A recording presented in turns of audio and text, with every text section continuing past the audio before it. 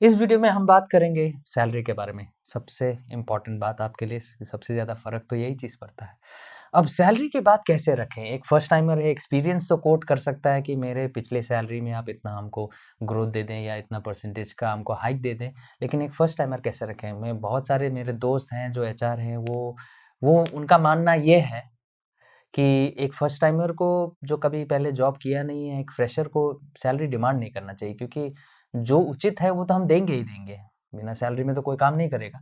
तो जो उचित है, जो कंपनी के पॉलिसीज़ बोलते हैं या फिर आपके जो लेबर लॉज़ बोलते हैं या फिर कंपनीज़ एक्ट के हिसाब से जो उस सिटी के लिए, उस ग्रुप के लिए जो सही रहेगा वो तो कंपनी देगा है। तो डिमांड करना एक नेगेटिव सा बात कहते हैं। कुछ जगहों पे कहते हैं कोई हर्ज नहीं, क्यों? अपना कॉन्फिडेंस की बात है, वो अपना डिमांड करें। सो ये देखिए, ये चीज़ें थोड़ा-सा ओपिनियन में है, तो आप माहौल को समझ लें और उसके हिसाब से आप अगर रखना चाहें तो आप रख सकते हैं। वैसे कुछ बातें आपको बता दूँ कि जैसे कि कंपनीज़ एक्ट में जब एक बार लिस्टेड हो जाते हैं या सोसाइटीज़ एक्ट में जब लिस्टेड हो जाते हैं, तब उनको अपना सैलरी का विवरण उनको देना पड़ता है।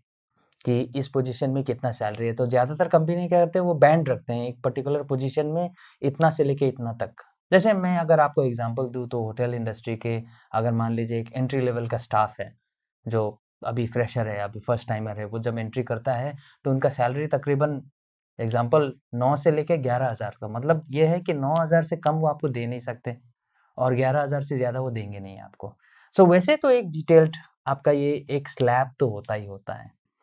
तो 9,000 से मान लीजिए जो भी बैंड है, वो बैंड से कम आपको मिलेगा। लेकिन इससे भी ज़्यादा आपको जानकारी ये रखना चाहिए कि सैलरी सिर्फ़ एक ठोस अमाउंट नहीं होता है, वो काफ़ी उसका कैटेगरीज़ होता है, उसका स्पेसिफ़िकेशन होता है कि आप अगर देख लें, उसका सेग्रीगेशन को देख लें, तब आपको ज़्यादा समझ में आता है, क्योंकि सिर्फ़ सैलरी के बल पे आपके परफ़ॉर्मेंस इंडिकेटर्स और भी होते हैं। खर्चा कुछ और भी हो सकता है। तो ये चीज़ मैंने एक छोटा-सा आपको समझाने के लिए यहाँ पे रखा है कि आपका सैलरी का क्या-क्या कंपोनेंट्स हो सकता है। सबसे पहले सैलरी का कंपोनेंट एक होता है बेसिक, जो एक स्टैंडर्ड अमाउंट होता है जो आपको देते हैं। यही एक स्टैंडर्ड है अक्रॉस ऑल पोज़ीशंस में, ये तो आपको देना ही देना है, वो है। और जो उसमें ज़्यादा फ़र्क पड़ता नहीं है आपका। दूसरा है टैक्स का कंपोनेंट है, वो आपको पता ही है कि टैक्स एक जो आपको देना है, वो डिपेंड करता है कि आपका कौन-सा स्लैब है, कैसा है, कौन-सा आपका अमाउंट टैक्सेबल है, कौन-सा नहीं है, उसके हिसाब से बैठता है। तीसरा चीज़ इंश्योरेंस है, और इंश्योरेंस में एक बात ज़रूर है कि इंश्योरेंस में ज़्यादातर कंपनियाँ तो कंट्रीब्यूट कर लेते हैं आपके इंश्योरेंस में। लेकिन शायद कुछ कंपनियाँ नहीं करते, तो आप ये जान लेना बहुत सही सही रहेगा कि आपका जो प्रोविडेंट फंड है या जो बाकी इंश्योरेंस है, उस इंश्योरेंस में आपका कंट्रीब्यूशन और कंपनी का कंट्रीब्यूशन किस मात्रा में है, ये है। उसके साथ-साथ ये भी आपको देखना पड़ेगा कि कन्वेंस आपका कंपनी आपको दे रही है या नहीं है। क्योंकि आप जहाँ पे रहते हैं, वहाँ से कंपनी का दूरी, जो सैलरी पैकेज है और उसके साथ-साथ अगर कन्वेंस मिल जाए तभी आपका ये एक स्टैंडर्ड सेविंग अमाउंट मिलता है, नहीं तो नहीं है। तो ये चीज़ों का जानकारी रहना आपके लिए ज़्यादा फ़ायदेमंद भी रहेगा। जो कन्वेंस देते हैं, कुछ बोलते नहीं हम एक लमसम अमाउंट दे देंगे, या आपको कन्वेंस का कुछ और तरीके से हम आपको पेट्रोल मनी दे देंगे। सो वो ऐसी बात है। उसके साथ-साथ ये भी जान लें कि कम काम आपके जो जब आप काम करते हैं, काम के दौरान अगर आपको कहीं ट्रैवल करना पड़े कंपनी के लिए, तो आपका जो ट्रैवल अलाउंसेस है या मील अलाउंस है, जो डियरनेस अलाउंस है, उसका क्या पॉलिसीज़ है, वो भी आप जान लें, क्योंकि ये सब चीज़ें जो खर्चे हैं, ये काफ़ी मायने रखते हैं जब आप एक कंपनी में जब आप काम करेंगे तो। सो वैसे सैलरी का कोई डिमांड ना रखें, लेकिन मान लीजिए आपने अगर इंटरव्यू के दौरान बहुत अच्छा परफॉर्मेंस, आपने बहुत घुल-मिल गए एचआर के साथ, तब एक स्टैंडर्ड स्टेटमेंट है जो मैं फ्रेशर लोग को हमेशा कहता हूँ कि आप ये कह सकते हैं। जैसे कि अगर एचआर ने आपको पूछ लिया कि सैलरी आपको कितना चाहिए या what is the salary that you want?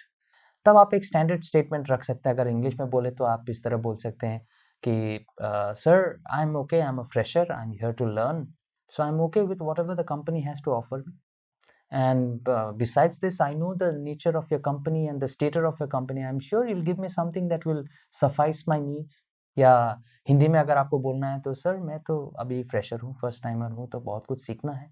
तो सैलरी जो उचित है सर, वही कंपनी जो कहता है हम उसमें सहमत हैं। और वैसे भी कंपनी का जो ओहदा है उसको देखते हुए मुझे पता है कि कंपनी जो सैलरी देंगे वो कम से कम उसके मेरे हर एक ज़रूरतें पूरी हो जाएँगी। इसमें इसमें मुझे विश्वास है। तो आप ये बात रख सकते हैं।